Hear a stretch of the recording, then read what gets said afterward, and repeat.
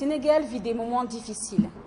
En effet, tous les secteurs de la vie publique sont en alerte, voire rouge, créant une situation de tension sociale permanente.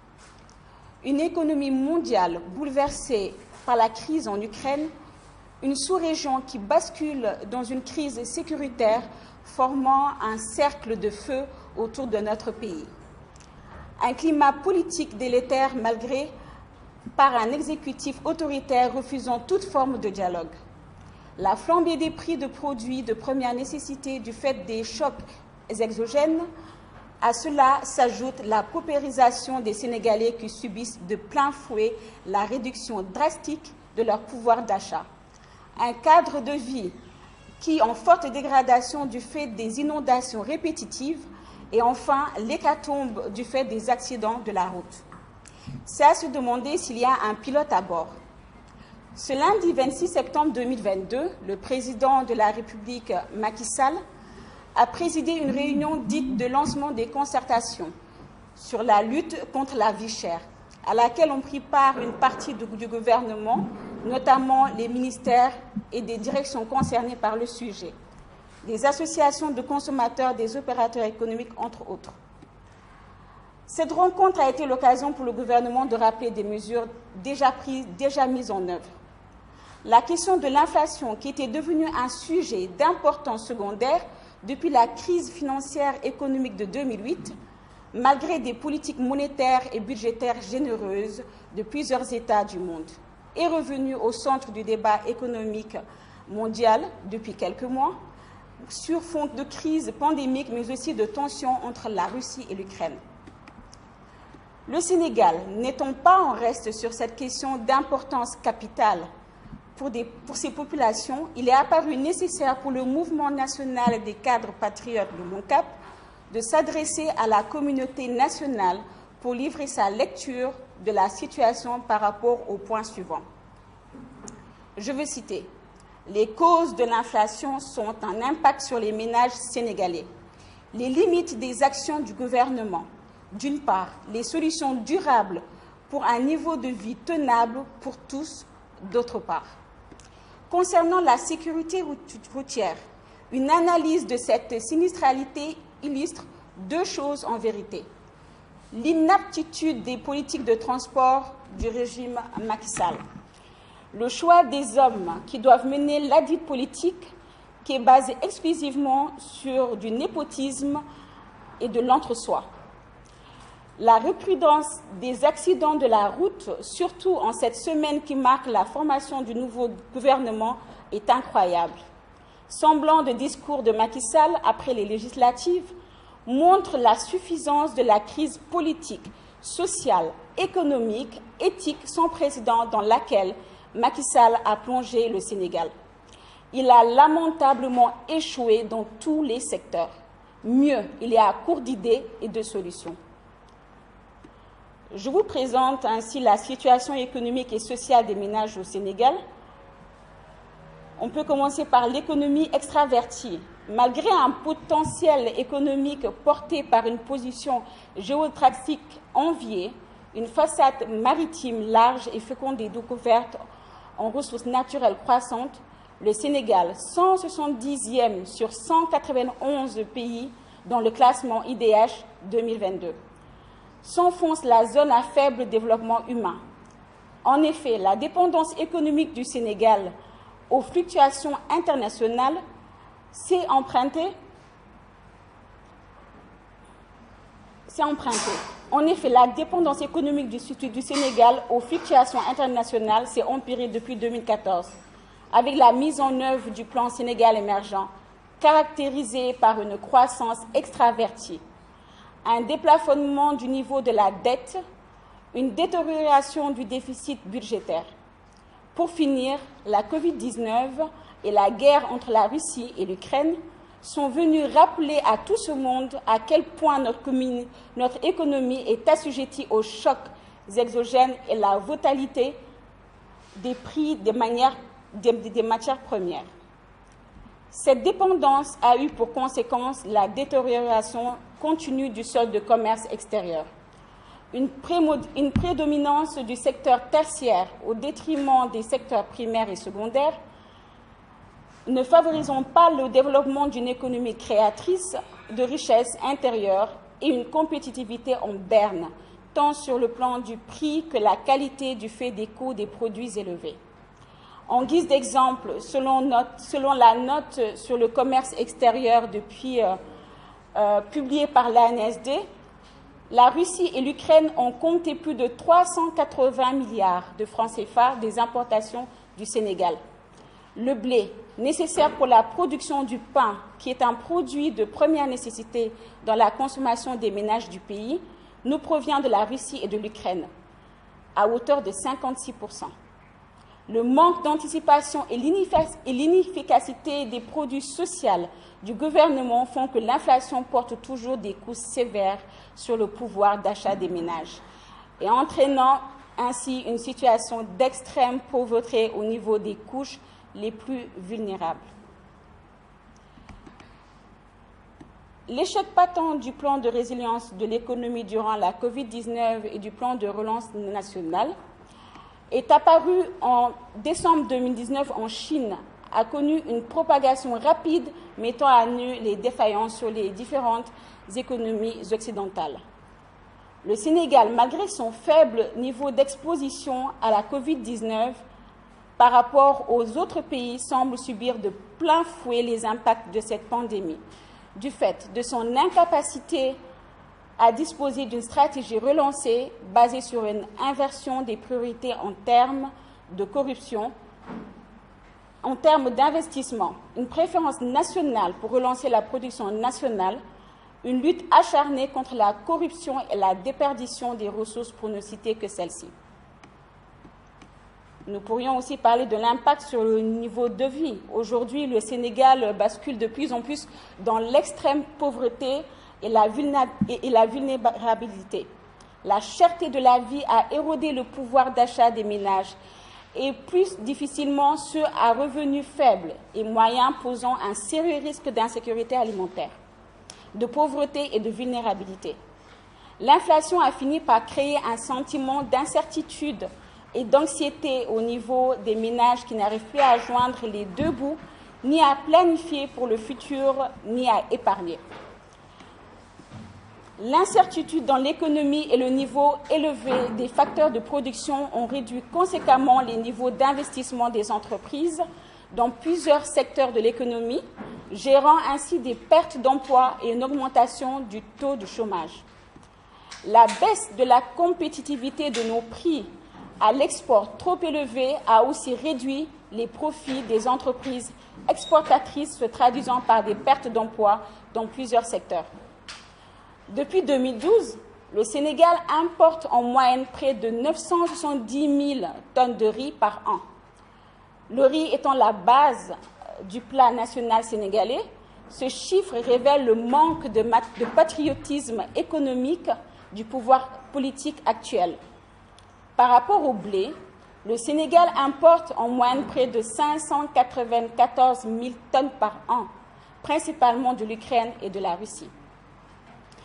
Une forte hausse du prix du poisson frais en juillet 2022 de près de 36% en comparaison au prix en juillet 2021. Les céréales non transformées et la viande de bœuf augmentent aussi de manière significative. La hausse du prix du poisson frais s'explique en partie par une surexploitation du poisson des eaux sénégalaises et une préférence pour les exportations au détriment du marché intérieur. La hausse des prix concerne également des produits locaux. C'est le cas du prix du kilogramme du maïs qui passe de 275,8 francs CFA à la fin de décembre 2021 à près de 370 francs CFA à fin juin 2022, soit plus de 34%. De même que le sorgho est passé de 293 francs CFA à 407 francs CFA sur la même période, soit une hausse de plus de 40%. Le prix du riz est aussi en hausse également. Le prix du riz local est passé en moyenne de 351,7 francs CFA en fin décembre 2021 à près de 374,3 francs CFA à fin juin 2022, soit plus de 6,4%. Malheureusement, ce n'est pas une croissance économique profitable aux Sénégalais. La croissance économique du pays dont se glorifie Macky Sall et son gouvernement ne profite point aux populations pauvres. La dernière publication de la Banque mondiale sur le ratio de la population pauvre en fonction du seuil de pauvreté nationale classe le Sénégal à la 21e place des pays les plus pauvres. Au plan du développement humain, le Sénégal est un pays à développement humain faible, avec un indice de développement humain qui le classe à la 170e place sur 191 pays, c'est-à-dire parmi les 22 pays les plus pauvres. Il faut noter que notre pays a perdu 3 places entre 2018 et 2022 en termes de classement des pays selon leur niveau de développement. Le Sénégal a quitté des 25 pays les plus pauvres au monde pour se retrouver entre la classe des 22 pays les plus pauvres. Les analyses des mesures de l'État. Dans son discours à la nation du 16 septembre passé, le président Macky Sall affirmait que l'État avait déjà pris des mesures sans précédent de protection sociale et de soutien aux ménages pour plus de 620 milliards de francs CFA. Il les détaillera. 300 milliards de subventions au carburant, à l'électricité et au gaz au 30 septembre 2022, 157 milliards de renonciation aux recettes fiscales pour éviter le renchérissement des prix du blé, du maïs, du sucre et de l'huile, 120 milliards pour la revalorisation des salaires des agents publics, plus de 43 milliards de transferts d'argent en soutien aux 543 familles vulnérables.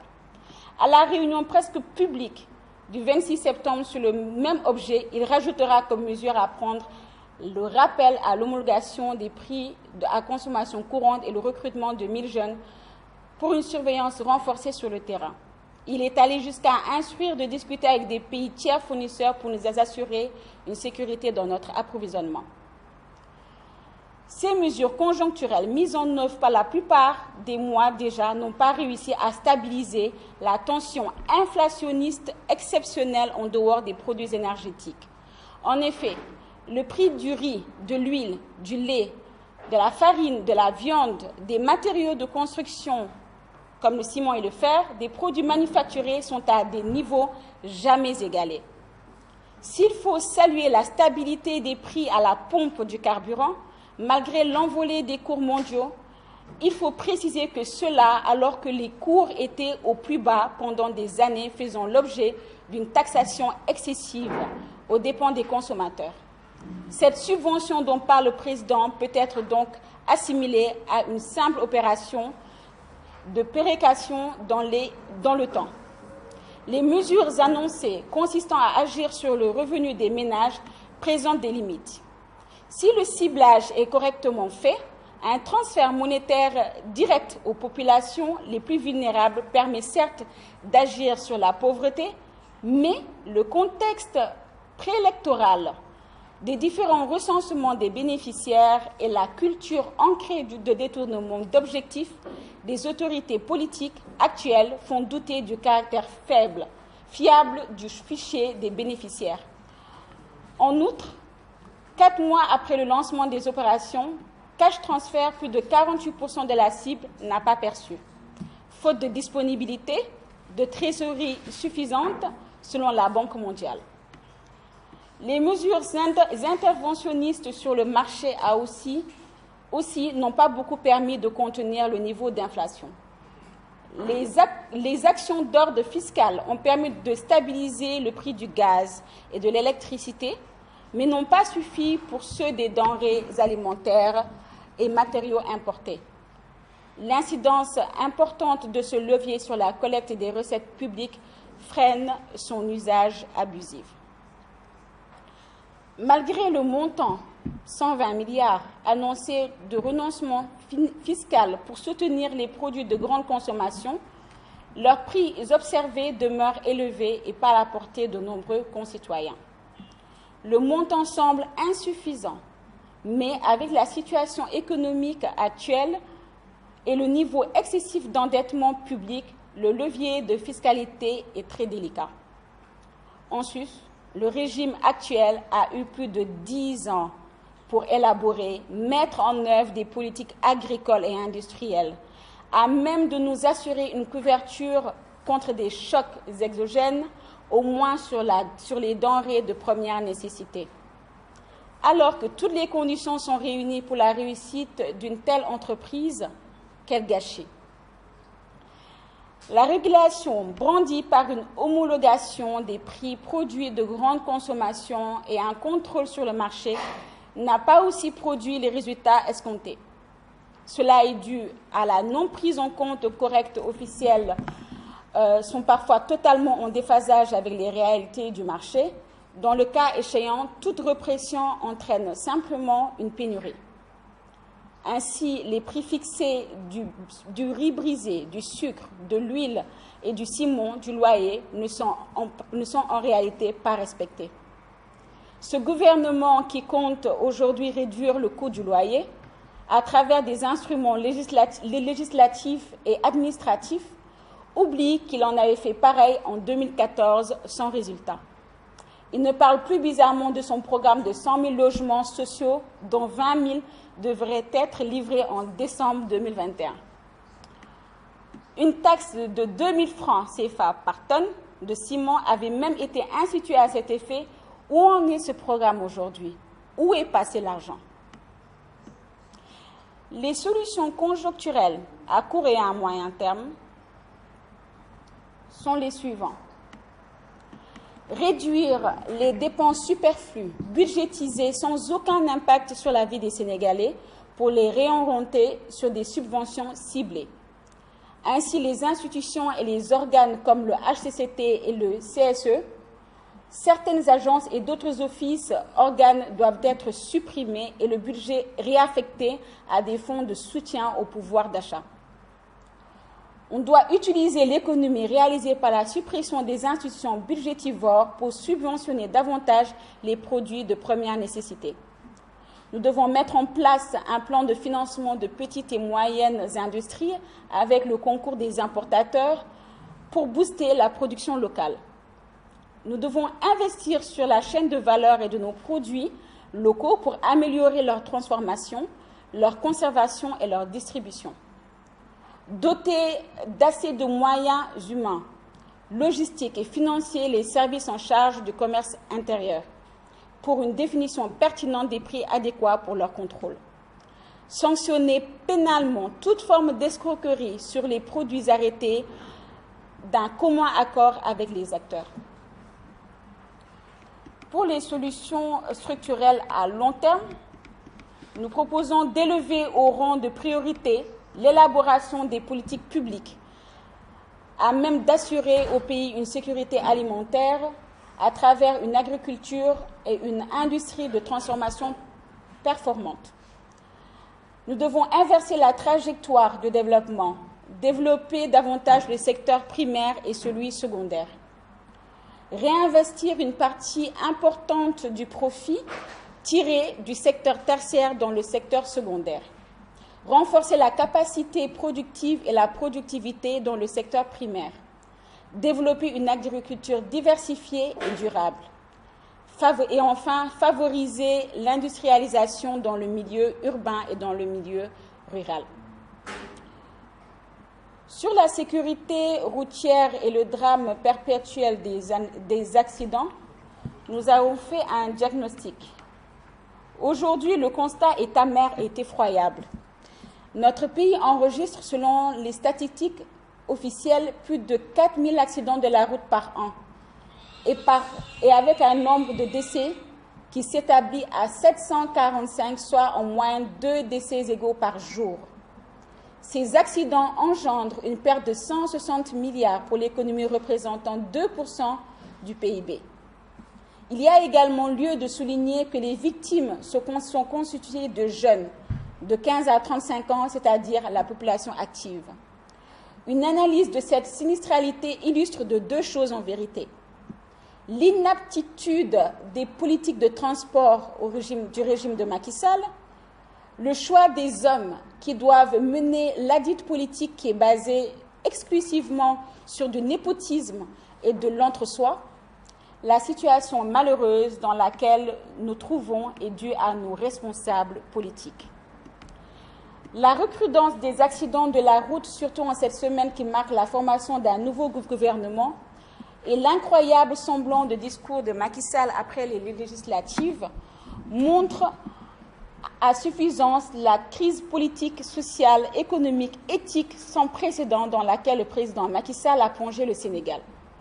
Il a lamentablement échoué dans tous les secteurs, mieux, il est à court d'idées et de solutions.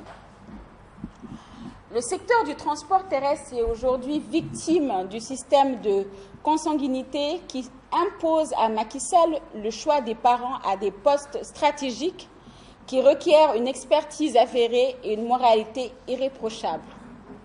Vous conviendrez donc avec moi que la problématique majeure est la gouvernance du secteur des transports terrestres. La gouvernance de la sécurité routière se présente par une profusion d'acteurs et de structures dont les missions, à défaut d'être clairement définies, se confondent. Un ministre éminemment politique dont la fonction est de jouer le rôle de médecin après la mort, se contente de conduire les délégations et de lire les communiqués de décès. Et donc l'unique excuse face à une situation de plus en plus exécrable est de se cacher derrière, je cite, le comportement des usagers. L'ANASER, qui était une exigence de nos bailleurs de fonds internationaux, a complètement dévié de sa vocation initiale. Elle est devenue aujourd'hui, à cause d'un ministre incompétent, totalement dépassé par la situation dont le seul mérite est d'être le beau-frère du président Macky Sall, une agence pour caser les militants de Benno. La Géroute, dont la fonction principale d'entretien routier est oubliée vu le niveau de dégradation de certains ouvrages, ainsi prise en compte très sommaire de la dimension sécuritaire. Le FERA, qui est devenu un outil de financement des activités politiques, ne sert plus les raisons pour lesquelles il a été institué. La société DD4 n'a pas réussi à fournir un service public de qualité. Je rappelle que les travailleurs de cette société nationale souffrent tout autant que les usagers des errements de leur DG, de ces carences en management et de ces choix stratégiques qui ont fini par plonger le DDD dans une situation catastrophique. La gouvernance du secteur du transport est profondément caractérisée par un manque de volonté politique, un tâtonnement, un laxisme des détournements d'objectifs et une absence de cohérence entre les prévisions et les actions.